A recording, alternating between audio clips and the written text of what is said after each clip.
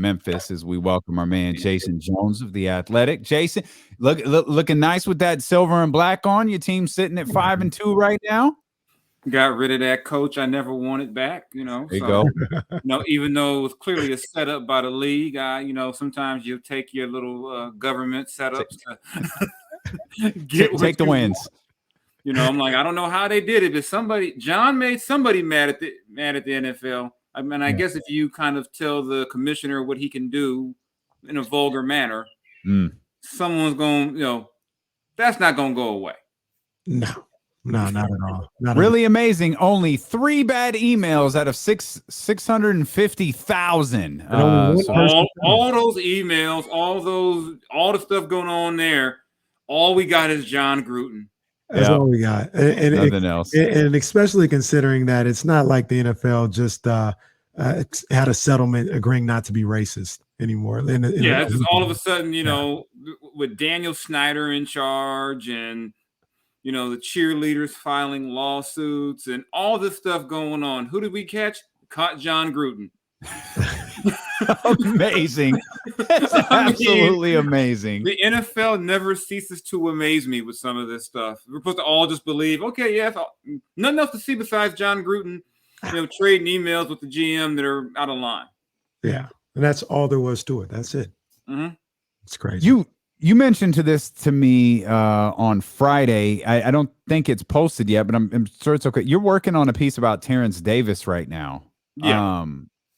Can you give us a little background on that? And Terence, man, not the strongest start to the season so far. Yeah, so maybe I was a jinx, but just kind of looking at his kind of journey from college to where he is, the time in Toronto, getting traded to Sacramento, and we even touch on some of the legal stuff, obviously he can't go into great detail about everything, but just kind of what the time was like, and you were, like, say, arriving at training camp with that over your head, and what that was like, what being in Sacramento has meant to him so far. So yeah, I'm working on that right now. So and hopefully, as my schedule clears up in the next couple of weeks, we'll be able to get that out soon. But yeah, it's kind of it's part of my, I still dabble on, in the Kings coverage, even though the Athletic is using, Amick and Slater to kind of handle all the game, King stuff. I kind of just float in and say, hi, here's an interesting feature I could write. Let me ask you a question, Jason, because we were all together on Friday for the first time, and we were there for the California Classic, but for a regular that don't count. Yeah, that don't count. Regular season game, I don't know, Damian. March of 2020. Probably never were together. That's what I'm saying. Like all three of us here was Damian. I don't know when Damian was at the arena. We were all there, but it's been a long time. Been a long time. We have something that we're just trying to figure out, and maybe we were wrong. Marvin Bagley comes into the game. Huge ovation, right? Mm-hmm. Yeah, a lot of people said in their sections there was like a lot of boos going on. I didn't hear the boos. I thought it was a huge ovation for Marvin Bagley coming in. The boos must have been drowned out. Because I didn't hear any boos, and I didn't know what to expect, honestly. I mean, generally, you've got to be really flagrant for Kings fans to do. You got to be Spencer Hawes, Jason Terry, or a Laker to get real hate from Kings fans. So I was like, man, Kings fans were loving, because through everything and the agent releasing the whole, this is a case of mismanagement of Marvin, all that going on, Marvin still got overwhelming support. So, I mean, Kings fans, they amaze me, because if Marvin had been in New York or Philly or LA, oh God, it would not have been pretty for him. Did you see the Joel Embiid clip by any chance? No, not any. Where he said Ben is still our brother. I did see that, and I kind of rolled my eyes at it, because I'm like, you're the same guy who took the bus up over him after you lost, in the playoffs, and that's what makes the whole Ben Simmons thing's amazing to me, is that all these guys who all took their shots at him at the end of last season are like, he's our brother, we love him. We don't know why he's acting this way. You know exactly why he feels that way, because when Embiid came after that game, where he said essentially, the game was lost when we had a layup and the ball got passed. I said, Ben can't go back in that locker room. I said, I don't know how he goes back in there, and plays with those guys. This isn't like back in the day where guys just said, okay, yeah, whatever. I knew, knowing a little bit about kind of the way, the NBA locker room works, he was going to take that personally, probably as he should. And what I always felt about that situation was that, yeah, Ben was terrible, but he wasn't the only one that was terrible. But Ben became the scapegoat for whether it be, did Doc make questionable decisions? Did Embiid not play at an MVP level? There was a game in that series where their best player was Seth Curry. Yeah. So, there was a lot of blame to go around, but Ben was, or as my buddy Clint Coley calls him, Benjamin. Benjamin was the easiest target of them all. So I'm not surprised that he has back tightness. I'm not shocked at all. We all knew that was coming. As we said, you get something that they can't tell you don't have. Yeah, my back is tight. Okay. Yeah. See you guys maybe in December. I don't know. Is it crazy to think like if he comes back and plays for Philly, and it certainly seems like that's the direction this is going, is he's going to come back and he's going to play for Philly. How long? I don't know. It's a different conversation. He doesn't get booed. He's getting booed. Okay. No, Philly is not Sacramento. And I think if Sacramento had a player like that, he would get booed in Sacramento too. But yeah, Philly didn't like him already. Yeah. Okay. Maybe that's an important part already. To point out. I know quite a few Sixer fans, and they've already been on the Ben hasn't gotten any better. We don't need that. They've been on that. Hey, Kenny's the Sixers fan. He's been saying that for a while. They've been on Ben's head for a minute anyway. So yeah, there's no way Ben doesn't get booed repeatedly. Then on top of that, you add the I'm not going to show up to camp, and then I'm in practice with my phone in my pocket. All type of. I would love to be in the building the first time Ben Simmons steps on the court in Philadelphia just to hear it. Just to hear it. And then you've even got Philadelphia Eagles calling him out, talking about just like you've got Kelsey who got worked over by the Raiders yesterday, talking about just play better, about a lack of account. You got the other team in the city talking about your lack of accountability. I don't know what Ben does. Like, fam, you don't have no room to talk about playing better. Have you seen the Philadelphia Eagles right now? Knock it off. You're in the most embarrassing division in professional sports, man. Stop talking about other players. I was just like, man, poor Ben. He's just sitting around, getting treatment on his back, and then he got the Eagles who were 2-5 coming at it. Yeah, like, come on, man. What are you talking about? Just win. Just play better. Like, you got to be kidding me. Poor Benjamin. Well, not literally poor Benjamin, but, hey, this is. Hey, it's not even figuratively poor Benjamin, all right? Yeah. He brought a lot of this on himself, too.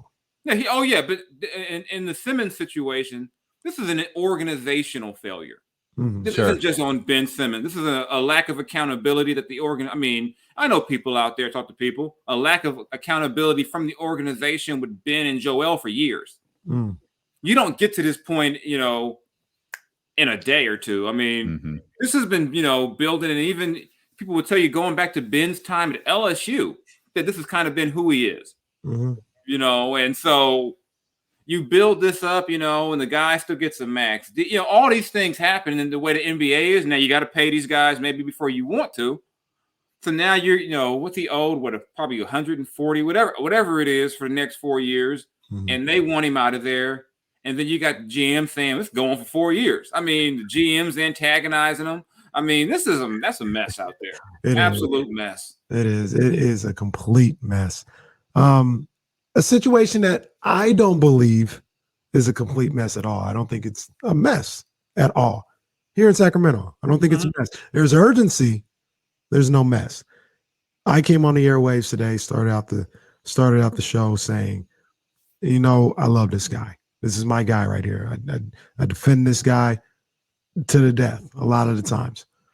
But I said in these last 2 games over the weekend, I need more from DeAaron Fox. A lot more.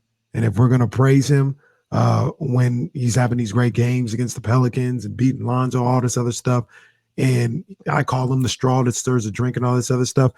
Part of that straw and part of being the guy that wears the crown is if your team loses and you play below what I feel your standards are, you got to wear that. And this weekend, the 12 points against Utah, 17 points yesterday against the Warriors, to me, Jason, that was unacceptable. He's got to play way better for this team to win and for him to reach some of the goals he said he wanted to reach. Yeah, it's not good enough. I think he knows it's not good enough. And we saw this at the beginning of last year too, where it was just like, okay, where's DeAaron? Where's that impact that you need from him? And especially against a Steph Curry, a Mike Conley, all-star level guards. Because what I thought was intriguing was going into yesterday's game, all this talk of Davion against Steph. I'm like, Davion don't start. There's gonna be if I'm DeAaron, I'm kind of like, hey, hold up. So you're just gonna pretend like I'm not gonna be on the court for the first 6 minutes of the game? Yeah. It's like what? We're gonna let Steph cook and then we gonna put the rookie in? Right. And one of the things I think DeAaron talked about at the end of last season, I've talked about is that when DeAaron's great, he's great. But when he has his off nights, the drop off can't be 12 points. And at the level he was at times last season, the drop off can't be 17. 17 and 6. It can't. That's not going to be good enough. If for the Kings to get to where they want to be, that's not going to cut it. I mean, you can't have Harrison Barnes getting 20 plus and doing all this, and Tyrese. I think Tyrese is still kind of a young player. His second year. You can't expect Davion to be the savior as 3 games into his career. This is year 5 for DeAaron.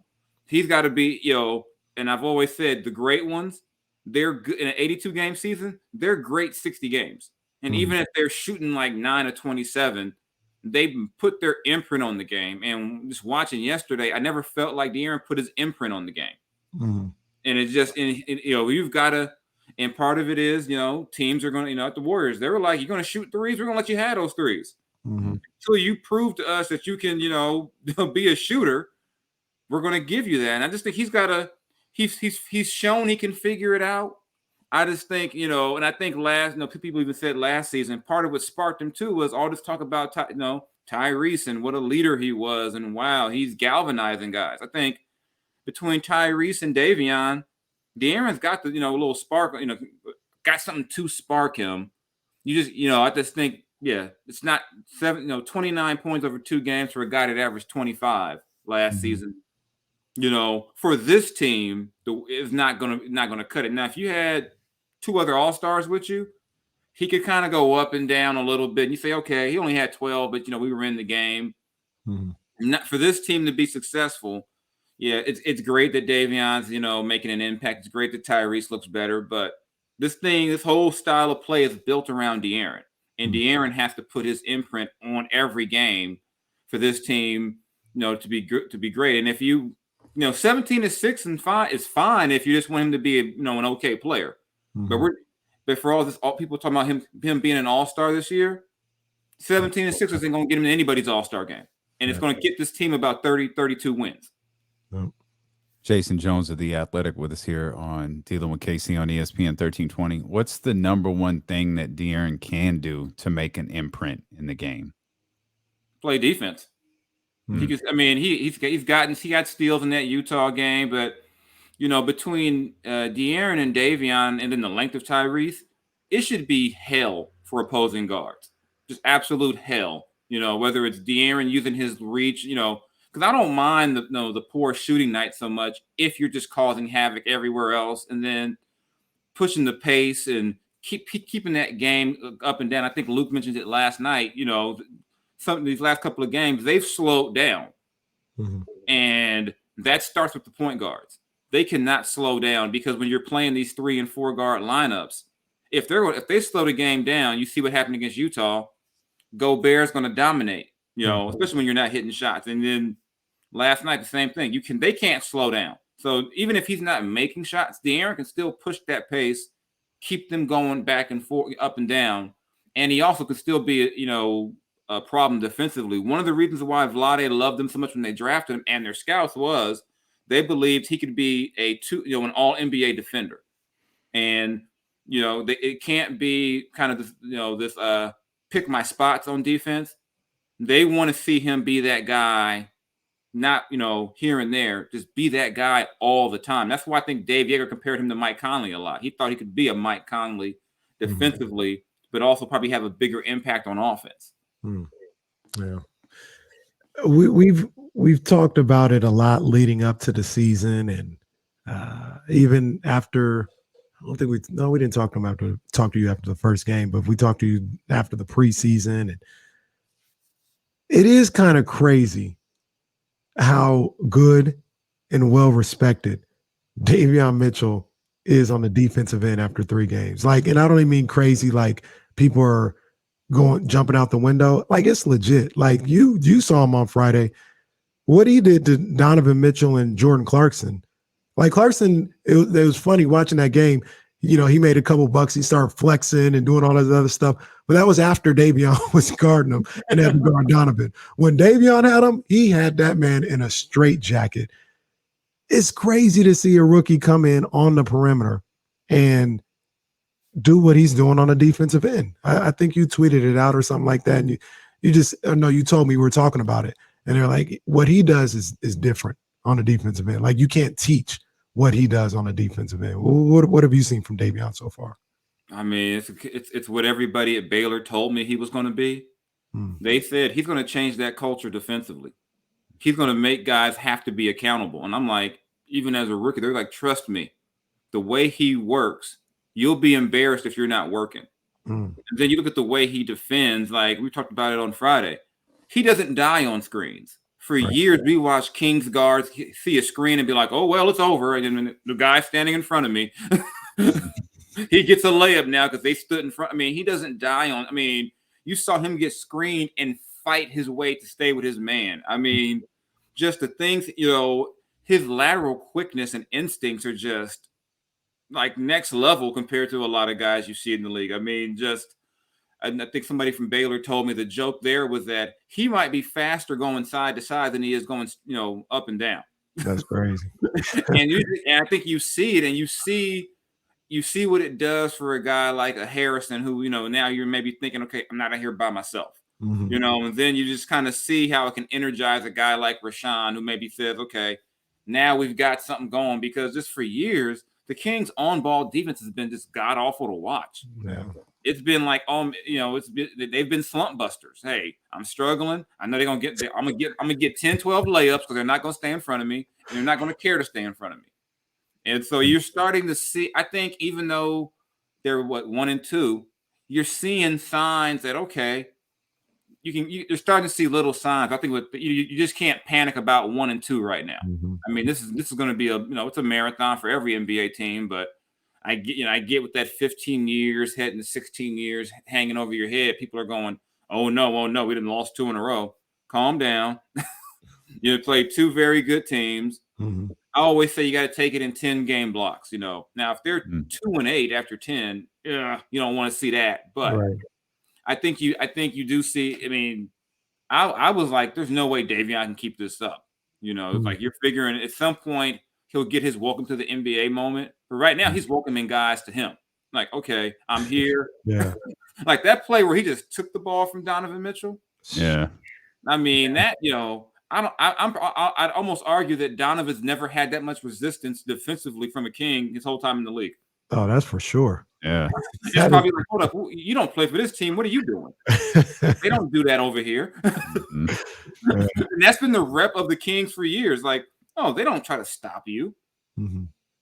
Yeah. Donovan thought, like, I think we've seen that from the Kings through the first 3 games. Even the game against Portland is they're really good and seem to be locked in defensively. Something happens at halftime, and the old defensive rating it shoots sky high. That we've seen numbers of like 89 in the first half, 141 in the second half. And that's been a trend through these first 3 games. Is that an adjustment by the other team at halftime, a lack of adjustment from Luke Walton, or is it just a team learning how to do something for 48 minutes? It's probably a combo of all. I think it's a combo of all of them. One, just because you're not used to the Kings being physical defensively, it catches you off guard. Like, whoa, like what is this?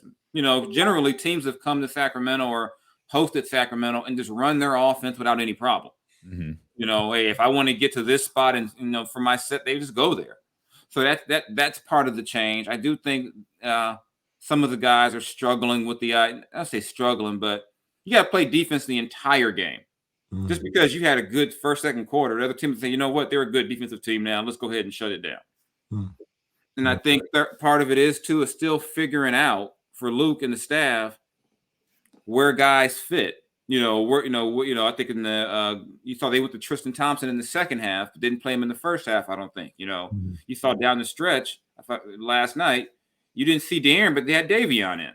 Mm-hmm. So you see it. I see a lot of mixing and matching right now. Just kind of maybe just what's going to work here or there. I'm still expecting, you know, the rotation is still not quite settled. Mm-hmm. I think the one thing we have learned is that Davion has to play. Mm-hmm. Mm-hmm. You know, whose minutes you're going to take, I don't know, but he has to play. Yeah. Just because if you're going to be a good defensive team, you know, you can't be like you were last year where you maybe had 2 defenders on the court at some time. You know, and they don't have to be great. They got to be, I mean, can we just get average? Right.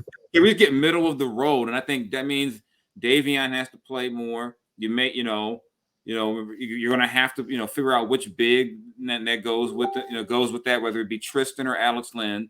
Mm-hmm. You know, they're still figuring a lot of that stuff out. But I think it's a combination of everything right now. But like I said, it's in 3 games. Yeah. I'm going to give it some time and kind of just see. And then you also got to consider the opponent. You know, how often are you going to hold Dame and CJ down for an entire game? Mm-hmm. Hold a team with Steph Curry on it down an entire game. So now if they go place, I don't know, if they give up 130 to Oklahoma City, yeah. Well, New Orleans, I don't know what's going on down there. Right. It's ugly. Right. Which sets the stage very nicely for later in the week. New Orleans, I don't know what's going on down there. Yeah. Let's just make sure we get that second game on the road here as we're playing the Pelicans. I don't know how David Griffin is just not sweating down. It was on 3 coaches in 3 years. And jeez. I mean, it's like every few years a team comes along and says, you know what, Sacramento, you guys have gotten way too much attention for being crazy. We're going to step in and take that from you. We want that. I mean, right now it's New Orleans. I mean, it makes no sense why they continue to, you know, to be so bad. And you know what, Jason, this is why, and just because I'm gonna get very superstitious about this. I've mapped out the schedule a little bit. They're not off. The Kings are not off pace about where I think they might be December 1st. I'm not going to say what that number is. I'm not going to, when it's right, if it's right, then I'll tell you, this is exactly what I expected at the beginning of the season. But I ain't saying it right now. But I say all that to say, it's really important that they continue to stay the course and continue to believe in what they've been doing in training camp, because all things considered, I think they've played good basketball in the first 3 games. They've shown some, like you mentioned, with the physicality and defense, like some things that they just weren't doing the last couple of years. They're on the right path, and they're going to figure some of these things out in the fourth quarter. They just can't get discouraged and get frustrated and get back into bad habits. They've got to stay the course with what they've been trying to incorporate during training camp in the preseason. Yeah, 2 losses in a row can't become 9 losses in a row. Mm-hmm. You can't have that happen again, where you just have these just prolonged, like historically bad defensive stretches where it's like, man, can y'all stop any, you know, can y'all just, you know, almost like, can we get a foul? It's a hard foul, something. Yeah, you know, and I think, you know, I do believe that they have, you know, everything I've seen and people I talk to, that they are on the right path. It's just that it's still going to take time. You don't fix what they've done for the last 15 years in the first week of the season. It's going to take time. And I think around, you know, I always say around Christmas time in the NBA, you have an idea where teams are headed. So, I mean, I guess that gives us almost 2 months. Yeah. You know, so by then you've played 20 plus games. We'll have a better idea of what they are, you know. It's crazy to think about that for Davion. That's going to be almost an entire college season for him at that point. Mm-hmm. So we'll see, you know, does Davion hit the wall? You know, does DeAaron take off like he did last time? You know, maybe does Tyrese get more aggressive offense? I mean, there's a lot to figure out over, you know, the next couple of months. Yeah. I think you mentioned Tyrese and figuring things out. Is it too oversimplistic to say he needs to figure out how to be a starter? Like maybe that's something that's off with him in these first couple of games because he came out firing his rookie year, but he was coming off the bench. Now it feels like it just seemingly he just can't find his place out there on the floor. I think that he does defer to DeAaron, and I think it can be a challenge when you have two lead guards figuring out you don't want to get into a take my turn thing where you brought the ball up the last, now it's my turn. I think he's still figuring that out. You still know you want to get Harrison going, but they're going to be better when Tyrese is aggressive. Mm-hmm. He can't be shooting 8 times in a game, 9 times in a game. They need him to be that, and I think that is probably part of it. Just figuring out the fit still, like I said, we're the preseason, what are we, 7-8 games into this? Mm-hmm. And when he became a starter last season, DeAaron wasn't playing. So it was his show. Right. So that was and now you're at, it's different now that, you're not, he played with DeAaron, obviously, but in those last few starts, it was clear, hey, you're the man. And they wanted him to feel that in terms of being assertive. Now you've got to bring it all back together and say, okay, DeAaron, you've got to be aggressive, but Tyrese, you can't just completely take a back seat. Right. And then, I think about Davion, he don't have that problem. Yeah. Davion doesn't have being an assertive issue. And I just think, like I said, give him some time to figure it out. I still think it's, he's still a young player. And if that starting group, he's the youngest. So I'm still willing to give him some time to kind of figure out exactly what that is. I know DeAaron likes playing off the ball when he can. So maybe it's just figuring out just the chemistry of when to do that, when not to do that. But I think I know Tyrese is a smart player. He'll figure it out. A little overall NBA question real quick. And just something that I noticed yesterday in one of the games on Sunday. The Hornets versus the Nets. 2 questions for you. 3-0, Charlotte Hornets. They look deep. They got a deep roster. I like their roster. Are they for real? And number 2, 1-2, Brooklyn Nets. Should they be concerned without Kyrie? No, Charlotte. I think Charlotte's a team that's on the rise. I mean, I remember when I thought the Warriors should have took LaMelo, and when he fell to them, I was like, oh, that's going to be that's good for them. They got some good young. They started to draft better. Remember, for a few years with Jordan, he had this thing for these just drafted every stiff. It was like, okay, give me a Zeller, give me, just like, okay, what are you doing here? Hey, I have to have Bismack Biyombo, stuff like that. Yeah. But I think LaMelo that's helped them. They got Rose, they got your boy, the baby, playing with him. So I think they're definitely going to be a playoff team this year. I think they're good enough to they won't be a play-in team. That they can get into the 6-7 range possibly. And with Brooklyn, I mean, this James Harden got to feel he's got to be better. It looked like it's almost like he looked like he came into this season kind of like last season, like he was trying to get traded. Like, whoa, James, what are you doing?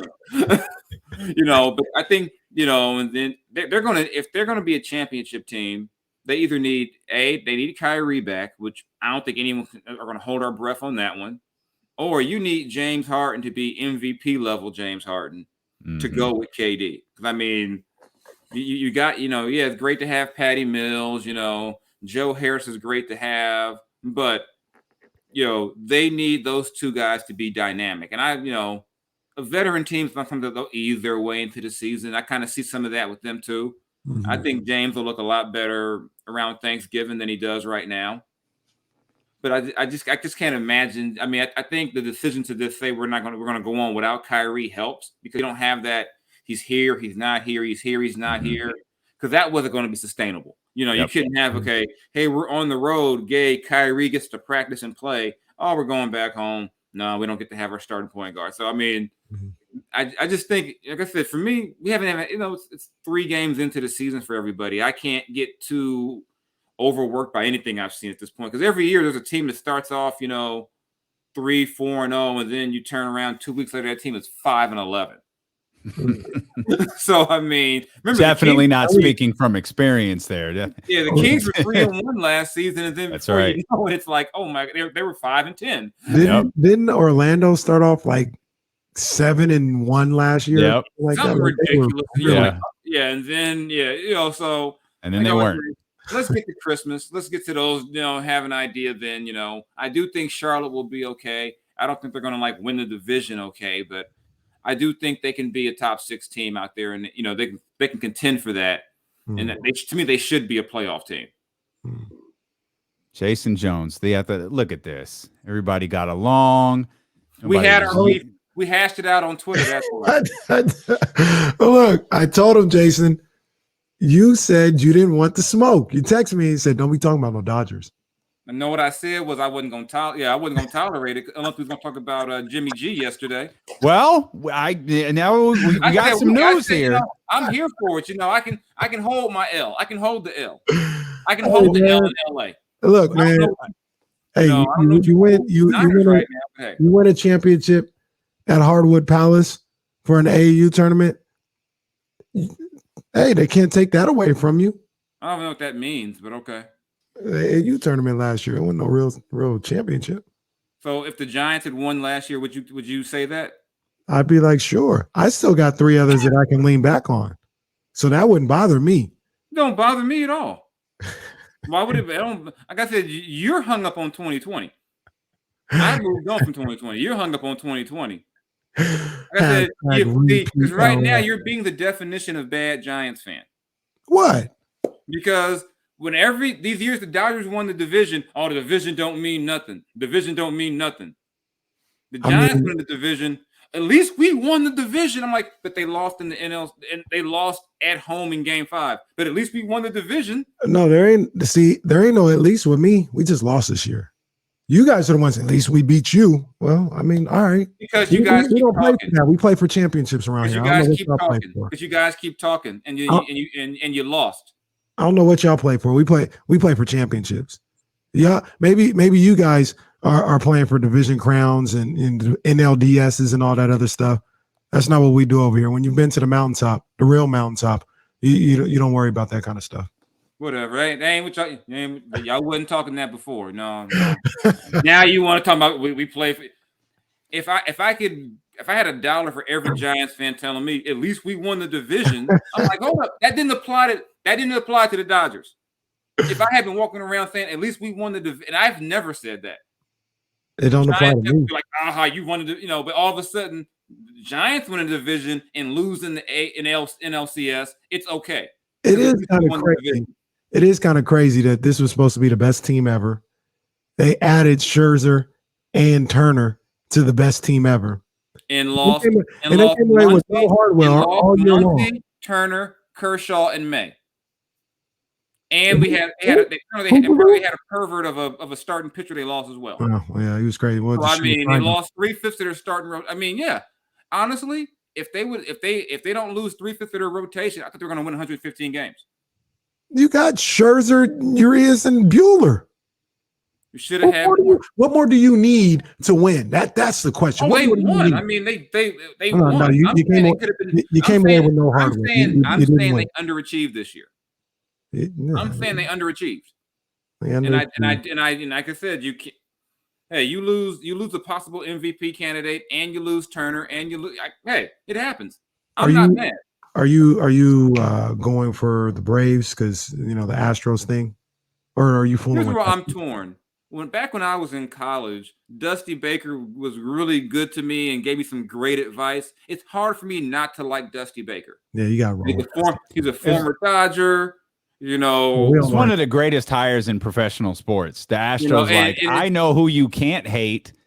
Yeah, Dusty Baker. It's hard for me, as much as I despise the Astros, and it's hard for me to root against Dusty, in part because there's people who believe he'll only go in the Hall of Fame if he wins the World Series, which I think is crazy. It's crazy. Yeah. But so I'm like, if the Astros have got to win another one, win it for Dusty, And one thing I know is that if Dusty's their manager, there's no trash can banging going on. There's no Altuve doing all this. Because because I can live, and if the Braves win, I still like Jock Peterson. I don't have any issue either way. I might have my issues with the state of Georgia and some of their laws. But then again, I don't like Texas much either with some of that stuff. So hey, I'm just going to watch football and wrestling. And like I said, there you go. If Dusty gets his ring, I'll be happy for Dusty. Room for my man Dusty. Jason Jones of The Athletic. We appreciate you, my man. Thank you as always. No problem. Go Jimmy G.